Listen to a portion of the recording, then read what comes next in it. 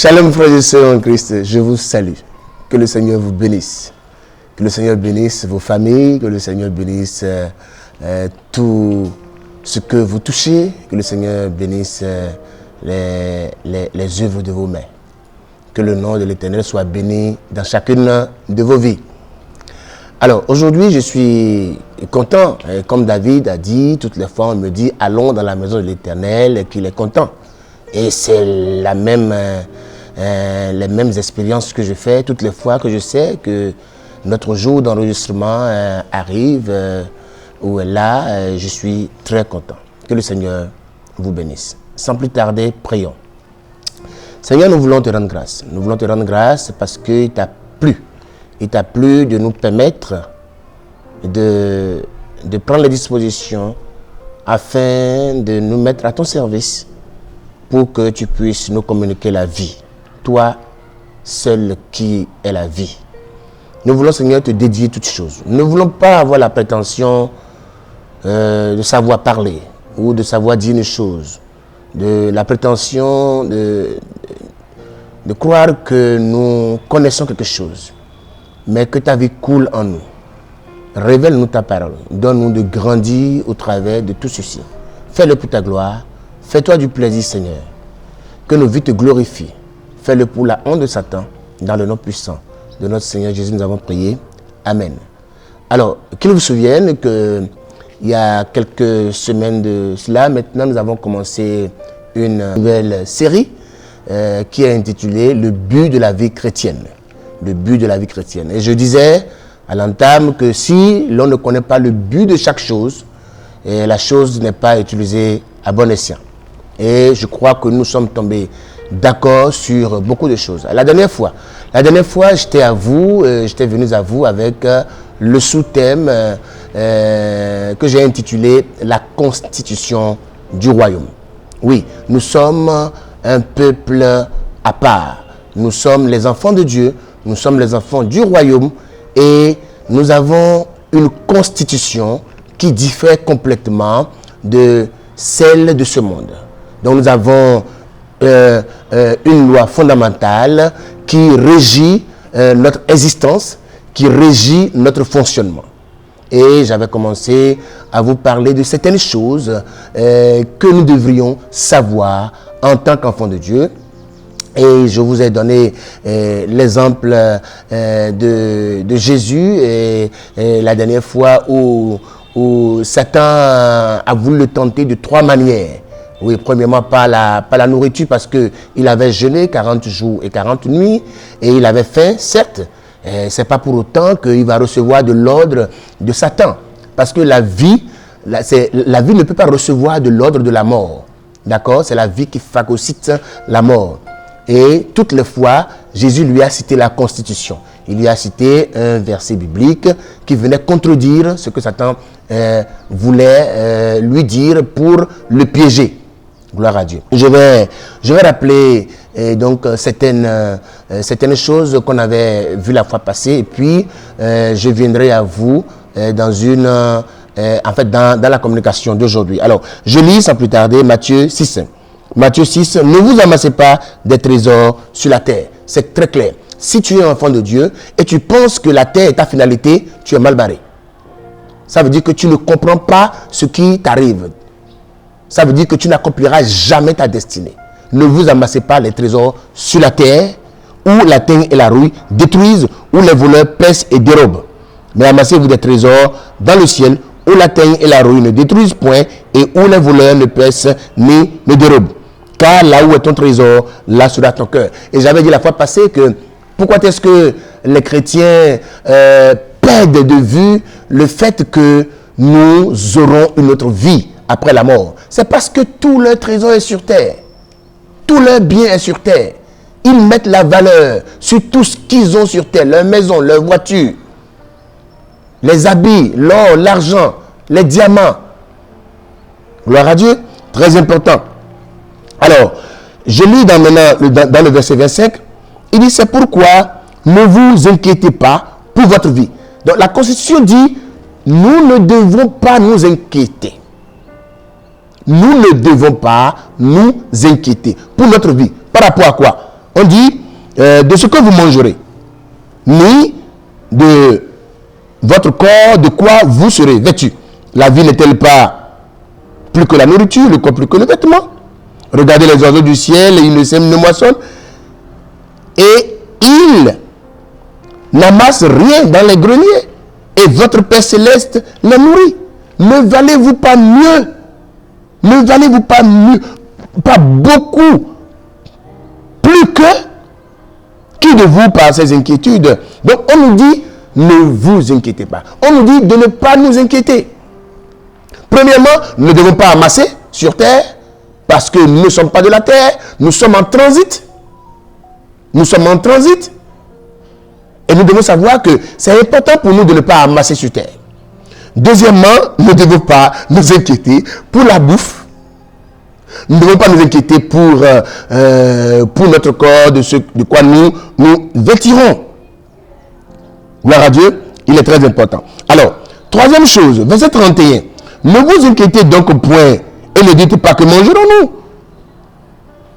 Toutes ces choses, ce sont les païens qui les recherchent. Parce que le Père, votre Père, c'est que vous en avez besoin. Il dit, cherchez premièrement le royaume et la justice de Dieu, et toutes ces choses vous seront données. Alors, aujourd'hui, je viens à vous et je vais vous lire ma première écriture, en fait, qui a rapport avec le sous-thème d'aujourd'hui, et puis je vous reviendrai. Matthieu 10, verset 28. Ne craignez pas ceux qui tuent le corps et qui ne peuvent tuer l'âme. Craignez plutôt celui qui peut faire périr l'âme et le corps dans la géhenne.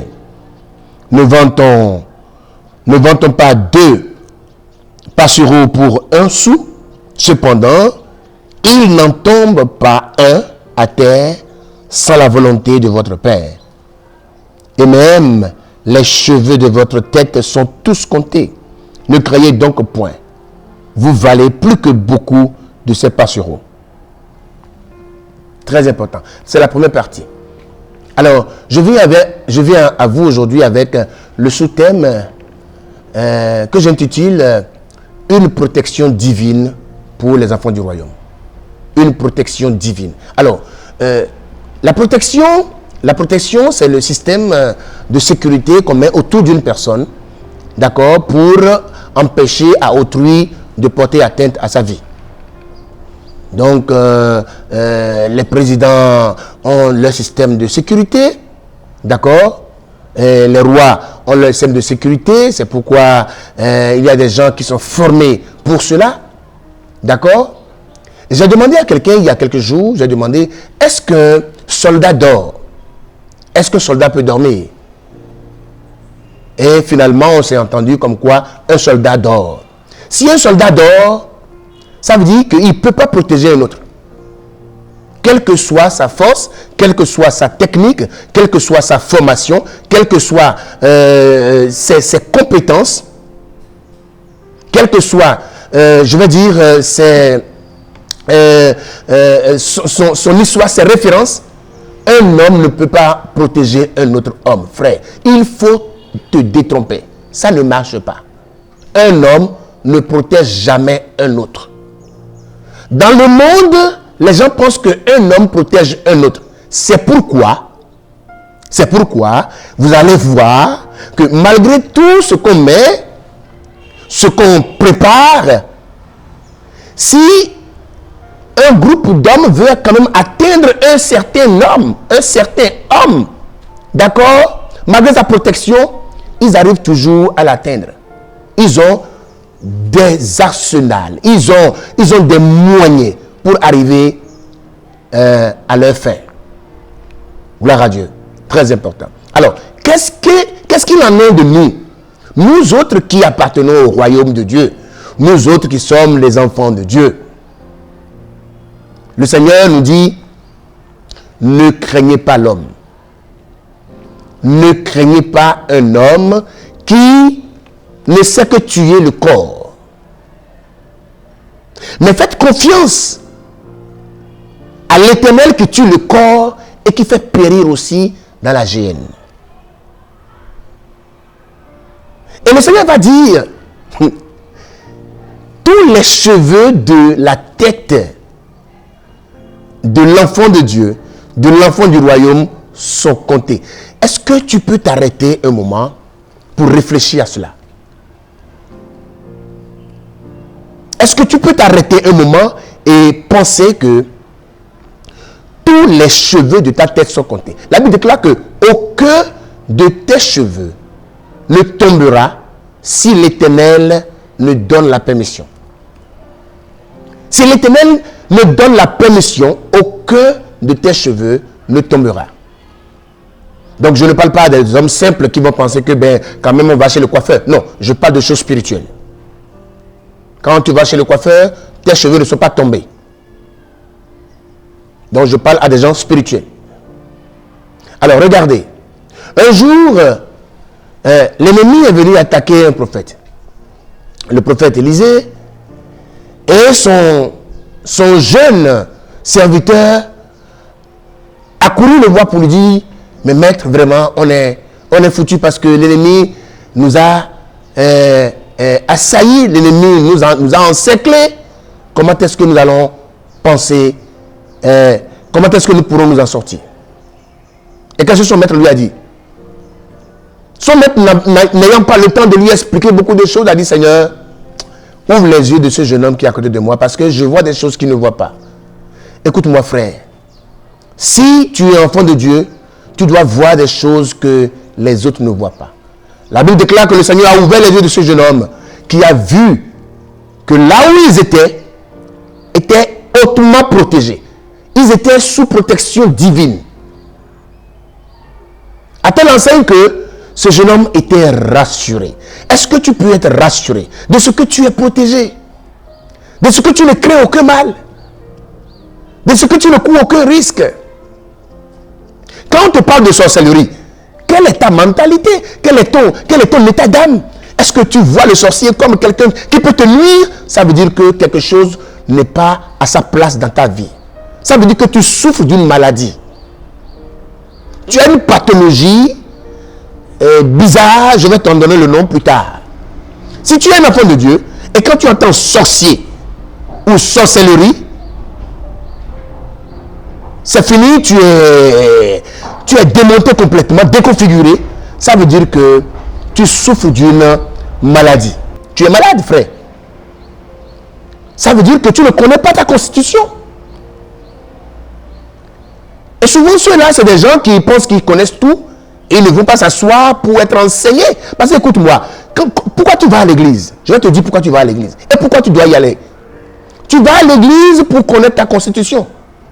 Pour mieux connaître ta constitution. Parce que si tu ne la connais pas, mais tu seras malmené par l'ennemi. Tu seras malmené par l'ennemi. Alors, il dit, ne craignez donc pas, vous valez plus que beaucoup de ces passereaux. Maintenant, je viens au verset 32.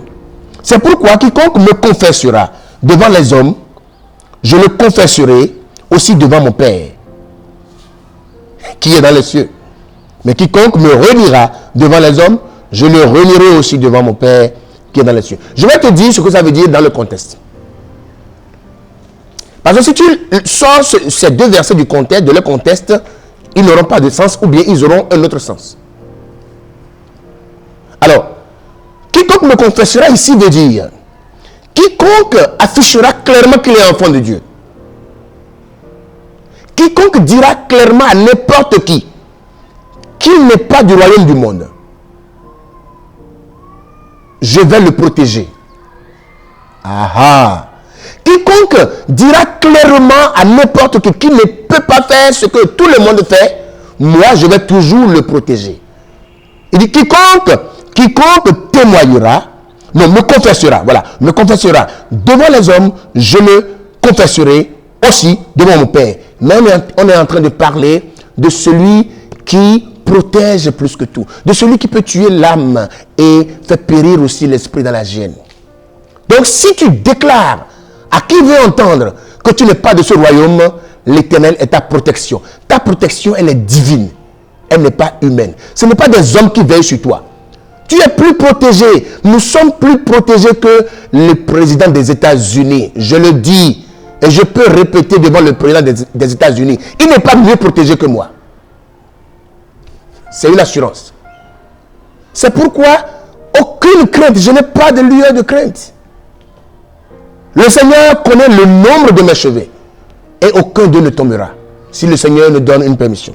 Alors, je vais rapidement vous amener dans le psaume 91. J'espère que je vais y arriver rapidement. Le psaume 91. Celui qui demeure sous l'abri du Très-Haut repose à l'ombre du Tout-Puissant. Je dis à l'Éternel, mon refuge et ma forteresse, mon Dieu en qui je me confie, car c'est lui qui te délivre du filet de l'oiseleur, de la peste et de ses ravages. Il te couvrira de ses plumes et tu trouveras un refuge sous ses ailes. Sous ses ailes. Sa fidélité est un bouclier. La fidélité de l'Éternel est un bouclier. Il est fidèle dans sa protection. Rien ne peut nous arriver. Si nous sommes enfants du royaume, rien ne peut nous arriver. Frère, tu dois être sûr de cela. Tu dois être convaincu de cela. Si tu n'es pas convaincu de cela, tu souffres d'une maladie, je te le dis. Tu souffres d'une maladie. La Bible va dire, il dit, verset 5, tu ne craindras ni la terreur de la nuit, je vais t'expliquer, ni la flèche qui vole le jour, ni la peste qui marche dans les ténèbres, ni la contagion qui frappe en plein midi. Que mille tombent à ton côté, 10 à ta droite, tu ne seras pas atteint. De tes yeux seulement, tu regarderas et tu verras la rétribution des méchants. Qu'est-ce que ça veut dire? Vous savez, il y a des gens qui disent, ils peuvent vous dire, actuellement, il y a des gens qui circulent et qui font disparaître les gens. Il y a des gens qui circulent, et quand vous rentrez dans leur taxi ou vous prenez leur moto, ils font disparaître les gens. Et il y a des enfants de Dieu qui colportent ça sur les réseaux sociaux. Faites attention. Faites attention. Il y a des gens qui font disparaître les gens. Et moi, je me demande, mais ils sont de quel royaume? Ils sont de quel royaume pour dire que ce qui arrive aux autres va leur arriver? On dit, il y a des taximotos qui mettent des choses sur leur siège et quand on s'assied dessus, on disparaît. Mais ça arrive à qui? Arrêtez ça frère, arrêtez ça. Allez vous asseoir sous un bon enseignement, arrêtez-moi ça, s'il vous plaît. Ça n'arrive pas à tout le monde. Moi, je m'assieds dessus, rien ne m'arrive. Rien du tout. Donc, la contagion qui frappe tout le monde ne nous frappe pas. Non. La flèche qui vole en plein midi peut frapper tout le monde, mais ne nous frappera jamais. Non. Parce que nous sommes protégés. Nous sommes hautement protégés. Celui qui nous protège, ce n'est pas un homme. Il ne dort pas, il ne sommeille pas. Je ne veux plus entendre ça, s'il vous plaît. Ne dites plus ça. Vous dévaluez le Seigneur. Quand vous dites, il y a des choses qui arrivent maintenant, les enfants de Dieu, il faut vous protéger. Écoutez, c'est nous qui nous protégeons ou bien c'est lui qui nous protège? C'est lui qui nous protège ou c'est nous qui nous protégeons? Nous sommes en train de voir la condition du royaume. Il y a des choses intéressantes que le Seigneur va nous dire encore. Aujourd'hui, j'aimerais te dire une chose. Celui qui te protège, celui qui assure ta sécurité, ce n'est pas un homme. C'est celui qui tue les rois. C'est celui qui fait des rois. C'est celui qui démonte les gens de leur trône. C'est celui qui fait monter les gens sur un trône. C'est celui qui, du jour au lendemain, a fait Joseph premier ministre. De la prison. Gloire à Dieu. Très important. Donc n'oublie pas. N'oublie pas. N'amasse pas les trésors sur terre parce que tu es en train de transiter sur terre. Parce que tu n'es pas de ce royaume. Ne crains pas pour ton manger.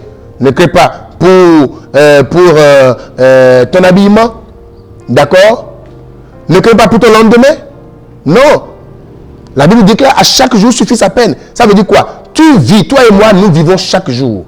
Ça ne veut pas dire que nous ne faisons pas de plan. Nous avons des plans. Mais nous comptons sur le Seigneur pour vivre chaque jour. Et nous savons que nous allons compter tous les jours de notre vie. Tous les jours de notre destinée. Nous allons lire toutes les pages de notre destinée. Et je viens aujourd'hui pour te dire que tu es Tu as une protection divine. Tu es plus protégé que le président des États-Unis. Je le répète. Tu es plus protégé que le président des États-Unis. Tu es mieux protégé que le président des États-Unis. Que le Seigneur vous bénisse. Je vais m'arrêter ici aujourd'hui. Je vous reviendrai dans une autre vidéo pour continuer. C'est bien sûr dans la même logique de la constitution du royaume des enfants de Dieu. C'est très important. Alors, n'oubliez pas de lire les vidéos, de partager les liens, de liker et d'appuyer sur la cloche pour ne rien rater. Pour ne rien rater. Faites en sorte que cette œuvre du Seigneur aille loin.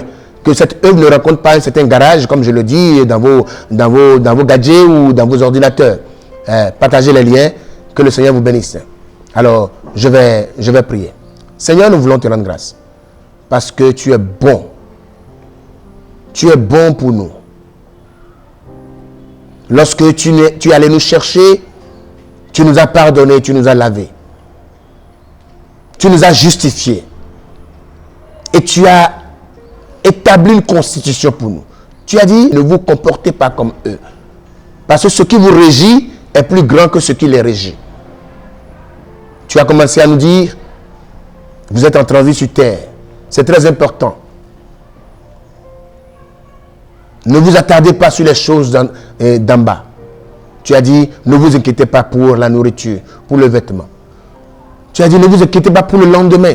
Le lendemain prendra soin de lui-même. Parce que Seigneur, c'est toi qui es le lendemain. Et tu viens de nous dire que tu es notre protection. Et que tous les cheveux de notre tête sont comptés.